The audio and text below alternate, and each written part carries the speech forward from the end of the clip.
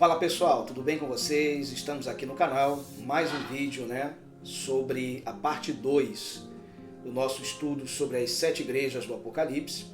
No vídeo anterior eu falei um pouquinho sobre a realidade um pouco cultural e religiosa, um pouco ali para a gente compreender um pouco aquela realidade do que a igreja de Éfeso ela era, e foi muito importante isso, a gente entender, para que a gente pudesse aprender qual era o desenvolvimento que cada pessoa ali, como cristão em Éfeso, poderia receber com a palavra de Deus. Bem, hoje eu quero apresentar a vocês, nessa segunda parte, as 8 características de Éfeso. Bem, claro que eu não vou falar as 8 hoje, as 8 características hoje, mas eu quero falar da primeira hoje, que lá em Apocalipse declara que Deus, ele realmente, a primeira coisa, ele diz: eu sei as tuas obras, Então, quais são essas obras? Por que das obras? Por que as obras são importantes? Deus conhece as nossas obras, Deus conhece os nossos caminhos, e Deus espera que a nossa caminhada ela seja realmente produtiva, positiva, em nome de Jesus. Amém? Então, vamos seguindo no nosso vídeo aqui. Você depois aí no canal compartilha com as pessoas. Você pode mandar, compartilhar com as pessoas ali pelo WhatsApp das pessoas, pelo Facebook também. Eu vou colocar lá no Facebook também o vídeo, e para que as pessoas possam também realmente aí receber essas orientações espirituais que vêm da palavra de Deus. Amém? Em nome de Jesus. Então, você procurando lá sempre no canal Paulo Borges, Pastor Paulo Borges, você vai ver lá as mensagens aí. Vamos lá? Então vamos continuar. Bem, a Bíblia mostra assim, em 2 Timóteo capítulo 1, versículo 9, sobre a questão das obras, que nos salvou e chamou com uma santa vocação, não segundo as nossas obras, mas segundo o seu propósito e graça que nos foi dada em Cristo Jesus antes dos tempos dos séculos. Que maravilha, né? A gente olhando para essa palavra aqui, em 2 Timóteo, a gente vê que Paulo, enviando essa carta a Timóteo, seu discípulo, ele aplica tal conhecimento dizendo sobre 2 fundamentos importantes aqui. Primeiro ele diz: salvou e chamou com uma santa vocação. Nós somos chamados para sermos santificados, o que nos mostra que a igreja de Éfeso era uma igreja preocupada com uma santificação, preocupada com uma salvação e preocupada também com servir a Deus. E é muito importante a gente falar de obras, porque ele mesmo diz aqui: não segundo as nossas obras, mas segundo o seu propósito e graça que nos foi dada em Cristo Jesus antes dos tempos dos séculos. Então ele mostra aqui que o nosso propósito nos foi dado por Cristo, mas não foi pelas nossas obras que nós somos salvos, mas foi pela obra de quem? Pela obra de Cristo. Então não foi segundo as nossas obras. Ainda que o ser humano faça muitas coisas, ele se aplica a determinadas situações, o ser humano ainda muitas vezes não compreende que a salvação ela vem de Deus. A salvação ela vem do Filho de Deus, que entregou a sua vida por nós e nos deu completa salvação.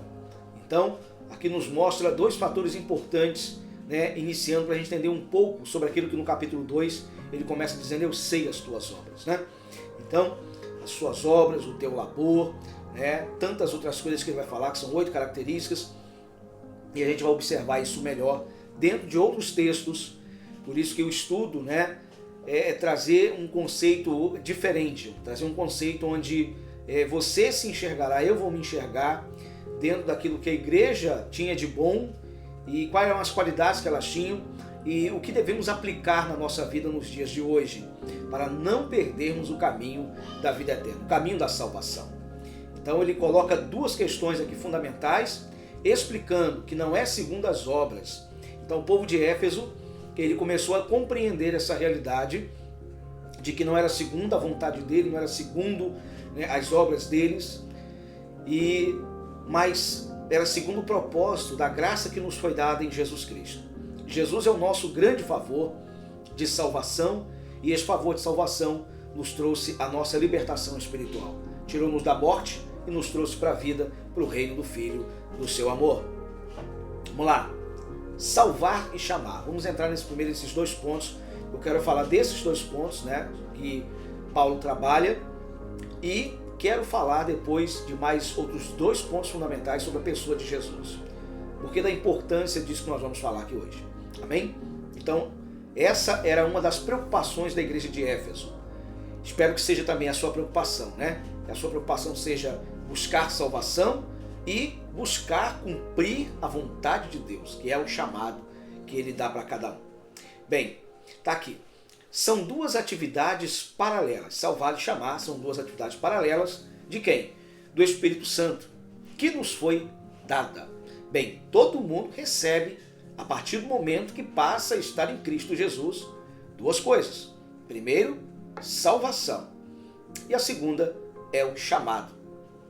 Então Deus nos trouxe para sermos salvos, mas também, depois de salvos, somos chamados por um propósito que alegrará o coração de nosso Deus. Então, Éfeso tinha cristãos, até mesmo para defender a causa, para cumprir a vontade dele.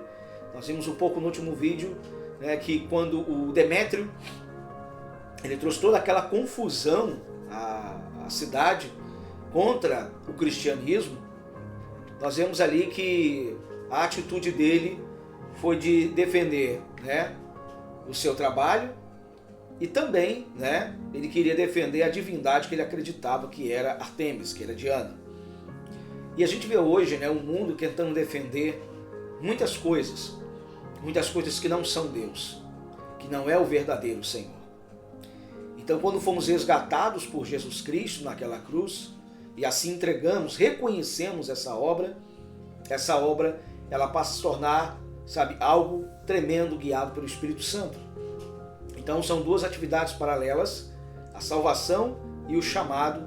Muita gente já foi salva, mas não exerce o chamado, não exerce aquilo que Deus determinou na vida dela e prefere ficar no anonimato, prefere ficar ali no banco, prefere ficar, né, isoladamente, fora de responsabilidades. Mas Éfeso, ela não tinha esse perfil, ela tinha um perfil de, depois que se convertia, era um povo ativo em servir a Deus, em fazer a vontade de Deus da melhor maneira que pudesse. Vamos lá? Bem, vamos olhar primeiro para a questão da salvação. A salvação de Cristo nos foi dada para nos fortalecer e confortar. De fato, quando não éramos salvos, havia trevas, havia o pecado, havia uma série de coisas que nos trazia dores, sofrimento, tristeza, angústia, solidão, nos trazia uma infinidade de problemas. Mas a partir do momento que nós somos salvos, claro que as lutas não pararam, as lutas continuam, né? Como todo mundo passa. E se a gente dizer, não, mas o crente não enfrenta a luta, claro que enfrenta a luta, perseguição, injúrias, enfrenta uma série de coisas. Então os apóstolos passaram por isso, né, que eram os discípulos. Quantas pessoas na Bíblia lá a gente conhece que enfrentaram suas lutas e suas batalhas, mas no final das contas receberam o prêmio da soberana vocação e a vida eterna. Então estamos buscando a salvação em Cristo para nos fortalecer e confortar o coração. E depois que a gente passa a ser um salvo, um santificado, nós passamos a ser fortalecidos diretamente por Deus, seja claro, o Espírito Santo ali ajudando, né, operando em nossa vida, mas também isso nos conforta. Porque por mais que a gente enfrente lutas, como Éfeso também enfrentava as suas, né, enfrentava uma oposição muito grande aos adeptos lá de Artemis, da mesma forma que eles enfrentavam tudo isso, eles também, né, tinham um conforto. E qual era o conforto? Um dia que eu partir dessa vida, eu sei onde vou, sei para onde vou e sei que a minha vida está guardada para o meu Senhor. Você tem essa tranquilidade, você tem essa paz no teu coração, de você estar ciente de que você está sendo fortalecido na sua fé, está crescendo com Deus, buscando mais essa salvação? Você está sentindo esse conforto, essa tranquilidade na sua vida de saber que Deus está contigo e de que não vai te abandonar? Porque se você foi salvo, você está nas mãos de Deus. Amém? Você que foi salvo, você está nas mãos de Deus. Então, foque a sua vida nessa salvação. Cristo é o nosso Salvador, Ele é o nosso Senhor. E por isso, Ele quer nos fortalecer e também quer, nos confortar, porque os dias que estamos vivendo são dias de perseguição, são dias de injúria. No momento que eu estou gravando esse vídeo, para quem for ver esse vídeo daqui a meses ou daqui a alguns anos, eu não sei quando você vai ver esse vídeo. Tem gente que pode estar vendo daqui a pouco, porque eu vou postar ele daqui a pouco. E, sabe, não sei em que momento você vai estar vendo esse vídeo, mas eu sei que as tribulações, elas são constantes, as lutas, elas são constantes, sabe?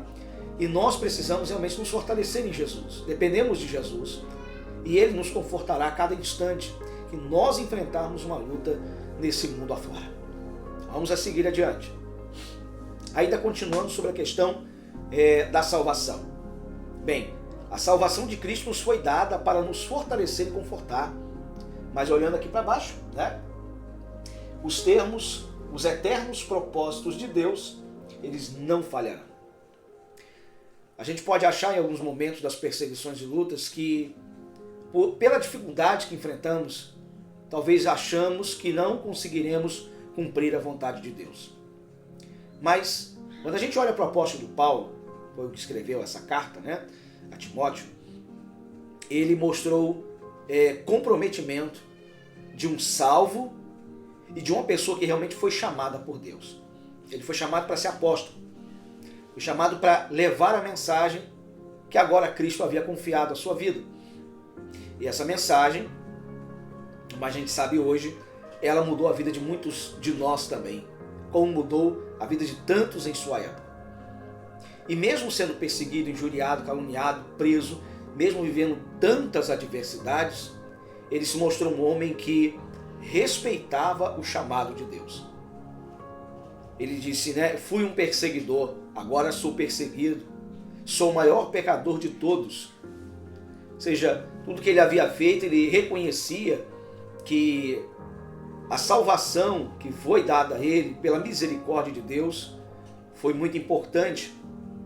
E essa salvação que aconteceu com ele mudou a vida dele, a percepção dele. Então ele não abandonaria jamais, sabe, os propósitos que Deus havia posto em seu coração. Então a igreja de Éfeso, ela tinha características semelhantes, porque era uma igreja que não pensava em desistir do seu chamado, da vontade de Deus. Não abandonava, sabe, o fazer a vontade de Deus. Então vamos fazer a mesma coisa. Vamos lutar. Pastor, é difícil, tem hora que não dá, dá sim. Tem hora que é muito difícil, mas com certeza você vai chegar lá. Então os eternos propósitos de Deus, no seu chamado, eles não vão falhar. Se você se envolver no processo de Deus, se você se envolver na vontade de Deus, no chamado de Deus, Deus ele não vai falhar com você. Ele será contigo até aquilo se cumprir em nome de Jesus. Todas as coisas, meu irmão, que estão acontecendo nesse momento no mundo, sabe, tudo isso a Bíblia já havia dito. A Bíblia não mentiu sobre isso. Jesus não mentiu. E nos últimos dias, muitos, sabe, estariam vivendo dias muito difíceis. E a gente vê hoje, né, pelo mundo afora, a gente vê principalmente hoje, né, pelo um país aí asiático, que a perseguição contra os cristãos está muito acirrada nos dias que estou gravando esse vídeo. E a realidade dessas pessoas tem sido difícil demais.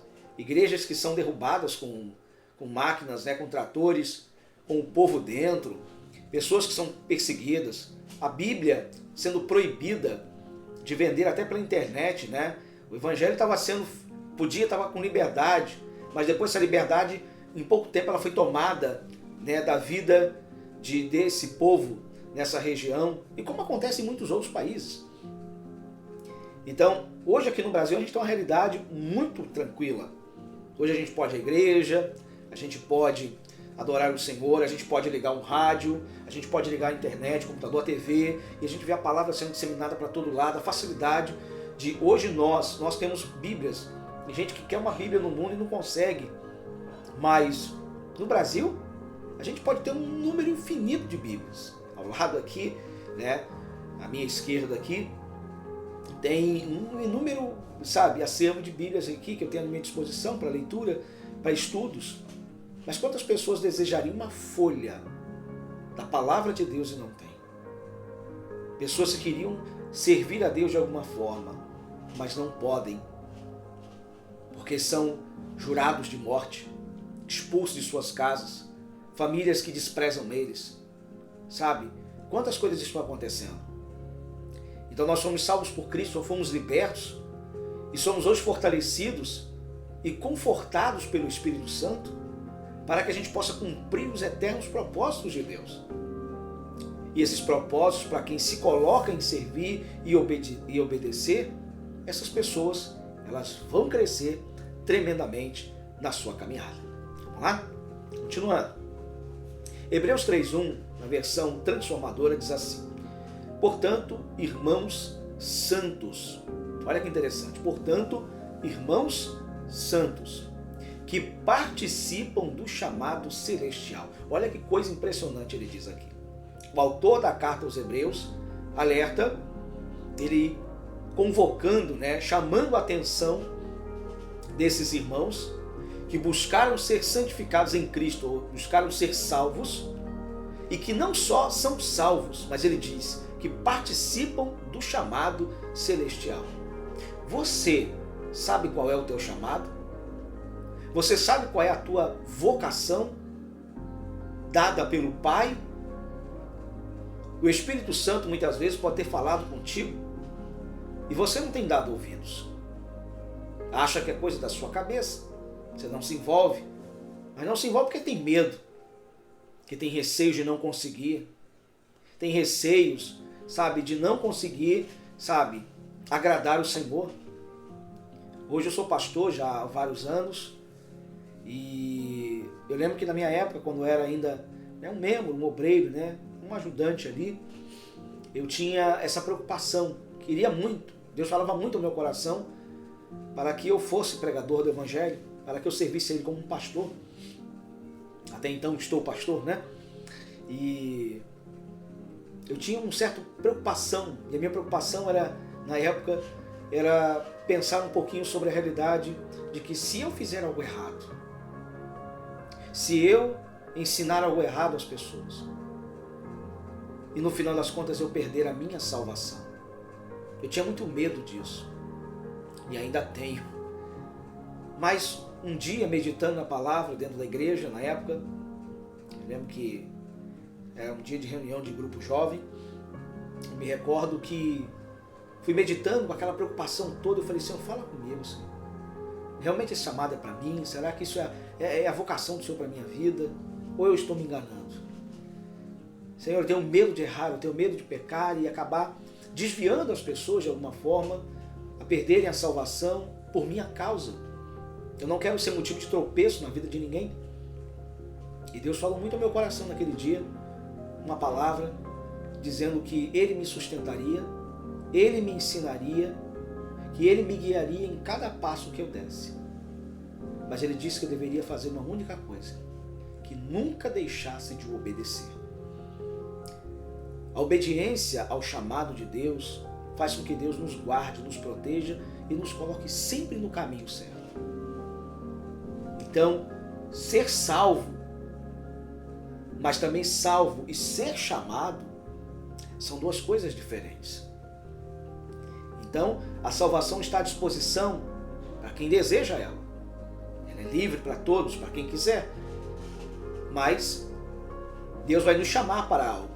E é nesse chamar que a gente tem que, de fato, estar disposto a obedecer. Dizer, o eis-me aqui para fazer a sua vontade. Então a gente precisa realmente mergulhar na vontade de Deus. Porque ela é boa, ela é agradável, ela é perfeita. Ainda que com adversidade no caminho. Mas mesmo assim é prazeroso, é agradável demais. Então, cumpra a vontade de Deus. Deus te salvou, mas Ele te chamou para algo. Então, procure falar com o Espírito Santo e pedir a Ele que Ele revele a você para o que Deus chamou você. Então diz aqui, portanto, irmãos santos que participam do chamado celestial. O chamado é celestial, não é chamado humano. O melhor chamado da nossa vida é o de Deus.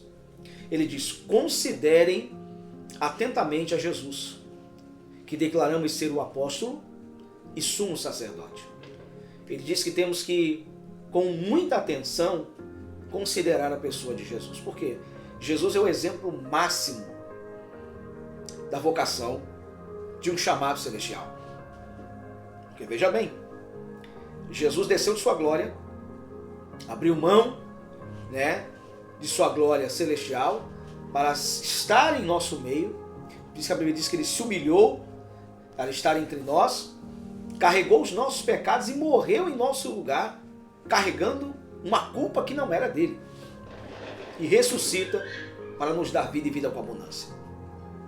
Então isso é maravilhoso, porque hoje podemos verdadeiramente despertar para uma vida de salvação na presença de Deus. Então vamos lá. Então ele diz, considerem atentamente a Jesus. Considere Jesus. Respeite a Jesus e procure com atenção aprender o que Jesus ensinou. Que declaramos ser o apóstolo e sumo sacerdote. No que nós temos que dar essa devida atenção? Veja bem, quem foi santificado ao chamado celestial tem o dever de priorizar em sua vida como? Tem o desejo de priorizar Jesus em sua vida como? Como o quê? Primeiro, como apóstolo. Jesus é apóstolo da sua vida.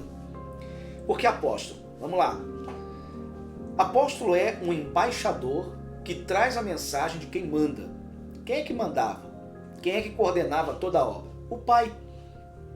Você lembra que no Evangelho de João, sabe, é costumeiro de João dizer assim. Quando Jesus dizia ali, ele registrou aquelas palavras, ele dizia sempre, sabe, que Jesus disse, não vim trazer a minha mensagem, a mensagem do meu Pai. Não vim fazer a minha vontade, a vontade do meu Pai. Estou aqui não pela minha vontade, mas pela vontade do meu Pai. O tempo todo Jesus disse que a vontade era do Pai, a mensagem era do Pai. Tudo era do Pai. Não era dele. Então Jesus, ele mostrou que ele servia sim ao chamado celestial. Ele é o exemplo máximo para entendermos o que é o chamado. E nós vemos Jesus sendo essa pessoa, né? Ele se tornou esse apóstolo, esse embaixador. O embaixador é aquele que leva a mensagem de quem manda. Então quem mandava na vida de Jesus, quem dirigia a vida dele? Era o Pai. O Pai o tempo todo estava com ele. E a gente vê em dois momentos que o Pai revela ao mundo que ele foi somente enviado, ele foi um embaixador para isso. E o nosso Salvador. Mas como apóstolo, como embaixador, a gente vê que isso aconteceu na vida de Jesus, quando ele foi batizado por João Batista. Nós vemos que o Pai aparece, o Filho se faz presente, o Espírito Santo na forma de uma pomba, mas nós vemos que do céu, entre as nuvens, se dizia uma voz estrondosa, grande, poderosa, e declarava, este é o meu Filho amado em quem me compraz, em quem tenho prazer. As pessoas que estavam ali presentes naquele momento, realmente ouviram uma voz. Você vê um outro momento como esse, quando estava ali Pedro, o João, né? Nós vemos ali que eles foram levados para o Monte da Transfiguração e eles puderam ver, né? Mais uma vez ali, Jesus estava transfigurado de uma maneira, de forma celestial, né? Mas nós vemos o Pai ali entre as nuvens dizer que, né, esse, né, é o meu Filho, a ele deem ouvidos, obedeçam a ele. Então vemos que, sabe, em todo o tempo, Jesus era somente um apóstolo, ele era um embaixador, ele era um mensageiro enviado para trazer a mensagem daquele que mandava a mensagem. E o Pai mandou essas mensagens para que a gente pudesse entender sua vontade e entender o caminho para a salvação e para cumprir a vontade dele assim quando ele nos chamasse. Isso aconteceu com Samuel, o profeta, onde estava na casa de Eli, né, lá na casa de Eli, e Deus falava com Samuel, chamando ele pelo nome, e Eli depois orientou o menino a fazer o quê? A dizer, eis-me aqui, Senhor, para fazer a tua vontade. Deus foi e entregou o recado a ele. Então vemos que quem manda realmente é Deus, o Pai, e o Pai sempre fala, sabe, com os seus, para que os seus sejam estes embaixadores e sejam estas pessoas que realmente levam a mensagem. A mensagem não é nossa, a mensagem é de Deus. Essa mensagem é do Senhor. Então, o chamado para a sua vida, depois de que você é salvo, ele vai acontecer em algum momento.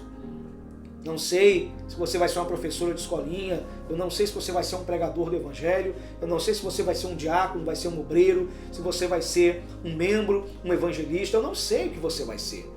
Mas o Espírito Santo sabe E quem tem essa informação, que é o Espírito Santo, pode lhe fornecer, se você buscar, qual é a sua vocação, o seu chamado. Então, a igreja de Éfeso, ela era uma igreja focada nessas coisas. Focada em viver uma vida de salvo, uma vida santificada por Deus, mas também era um povo preocupado em como fazer a vontade de Deus. Amém? Vamos lá? Então, Jesus é o embaixador ao qual nos foi enviado para mostrar a vontade do Pai. Então, Jesus foi um apóstolo, sim, né? Um ofício de apóstolo como mensageiro, como alguém que traz a mensagem de quem mandou a mensagem. Vamos lá. Vamos entender o sumo sacerdote, que é outro ponto importante. Nosso vídeo já está se estendendo um pouquinho, dentro daquilo que eu já estabeleci, de entre 20 a 30 minutos. Mas vamos lá. Diz assim, sumo sacerdote. Sacerdote significa sacrificador. Dentro do dicionário bíblico, ele é um sacrificador. É a pessoa que tinha o poder de oferecer vítimas à divindade. Então não existe só sacerdote, nem Israel, né, na época, como existia. Mas a gente sabe que qualquer outra religião, ela também tem o seu sacerdote. Aquela pessoa que faz o sacrifício, que sacrifica a vítima para a divindade. E entendendo um pouco disso aqui, a gente pode observar algo importante, né? Vamos lá?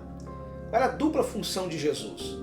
Jesus não era só o apóstolo, mas como também era o sumo sacerdote.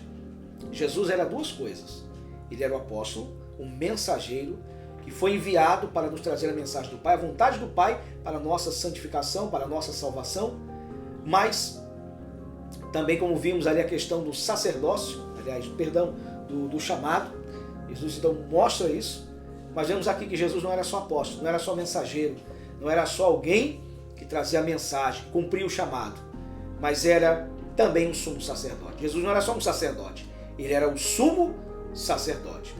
Vimos ali no slide anterior, o sacerdote era aquela pessoa que sacrifica, né? É o sacrificador, é a pessoa que tinha o poder de oferecer vítimas à divindade. A gente vê ali os sacerdotes, né, da casa de Deus. O que eles faziam? Eles tomavam, né, do povo ali, né, no bom sentido, pegavam os animais, as ofertas, e as ofertas ao Senhor eram os animais, para cada pecado ali, para que este povo fosse santificado, e era necessário o sacrifício de um animal, 2, dependendo do tipo de pecado. E o sacerdote, ele tinha essa função de sacrificar o animal, né, para que o Senhor perdoasse os pecados, para que o Senhor cobrisse os pecados daquelas pessoas. A gente vê isso em outras religiões, quando a gente conhece na história, os sacerdotes, muitas vezes, esses sacerdotes de outras religiões, eles ofereciam não só animais, mas muitas vezes vidas humanas. Um ato semelhante a esse foi quando Deus pede ao Abraão, né, que ofereça o seu filho Isaac. Mas Deus não permitiria de fato que o Isaac fosse sacrificado. Deus não pedia sacrifícios humanos. Aquela foi uma ocasião onde Deus queria nos mostrar o Salvador. Não era só provar a fé de Abraão, mas Deus queria nos mostrar o Salvador, onde Isaac ele é tirado do altar do sacrifício e é posto por Abraão ali como um sacerdote, um homem que tinha santificação, um homem que tinha salvação na sua vida, um homem que fazia a vontade de Deus no seu chamado. E levou a si mesmo Isaac para lá. E Deus vai lá e dá o cordeiro para ele. O cordeiro fica no lugar do Isaac, que representava a humanidade, e o cordeiro, a pessoa de Cristo. E ali Deus mostra de antemão a Abraão o que aconteceria muitos séculos depois. Então aqui Jesus, ele tinha essa dupla função, como a gente vê aqui, que ele não só era o apóstolo, como também ele era o sumo sacerdote. Então Jesus, como sacerdote, ele foi muito além do que alguém que recebe um animal, uma vítima, para ser sacrificada. Jesus não sacrificou ninguém. O que Jesus fez? Ele sacrificou a si mesmo. Então, ou seja, na linha de baixo aqui, ele foi o mensageiro para mostrar o caminho para sermos salvos. A dupla função, ele foi o apóstolo, o mensageiro, para mostrar o caminho para sermos salvos, e também ele foi o sacrificador. Mas do quê?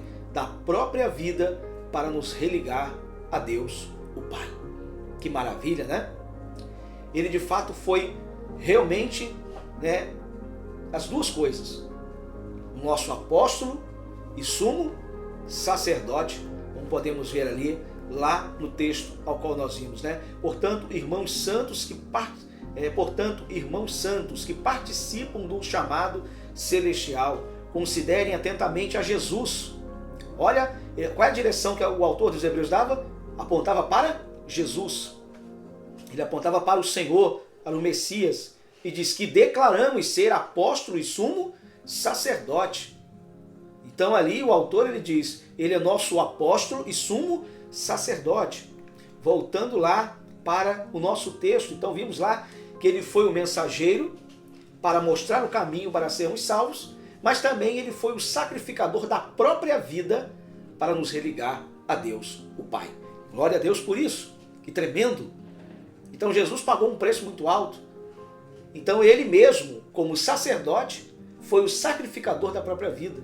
Eu me recordo que antes de Jesus ser preso, antes dos soldados romanos chegarem ali, né, com um emissário lá dos romanos, eu me recordo que Jesus, ele vai e surpreende os soldados que vinham prendê-lo.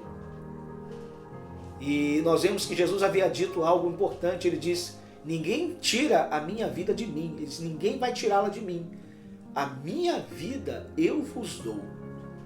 Jesus entregou a sua vida por nós, ele foi o sumo sacerdote, o supremo sacerdote, que entregou o sacrifício ao Pai, a Deus. Mas ele entregou a própria vida. Ele foi superior a qualquer sacrifício que um sacerdote comum pudesse ter feito em toda a história. Jesus foi muito além. Vamos lá. A gente complementar aqui no último slide. A nossa salvação não veio de nossas obras, de fato. Veio das obras de Cristo. E sim por meio de Cristo Jesus. E diz a Escritura, porque há um só Deus e um só mediador entre Deus e os homens, Jesus Cristo, homem. Aleluia.